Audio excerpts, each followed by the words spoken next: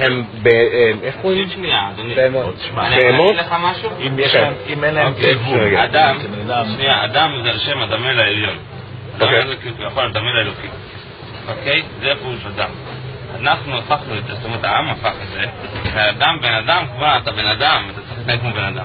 אבל יתרון זה על שם עליון. אדם זה הדמה לעליון, וכיוון שאנחנו בנים של אלוקים, אז הוא קרא לנו בני אדם. עכשיו, הגויים השם, כן? אלוקים עשה אותם בשביל שיעשו פה... בשביל לשרת את היהודים. כל הגויים שאתה רואה שיש בעולם, המיליארדים האלה, הם הכל רק בשביל שהיהודים יהיה להם איזה תועלת. עכשיו, אנחנו לא רואים את זה, אנחנו לא יודעים בדיוק. היות ואנחנו בגלות, אז אוטומטי עדיין הם עוד לא משרתים אותנו לגמרי, רק חלקית.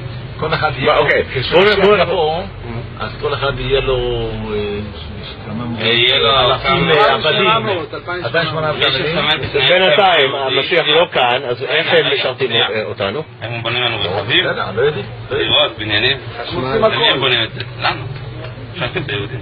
אבל יש גם יהודים שעושים את זה. בקושי.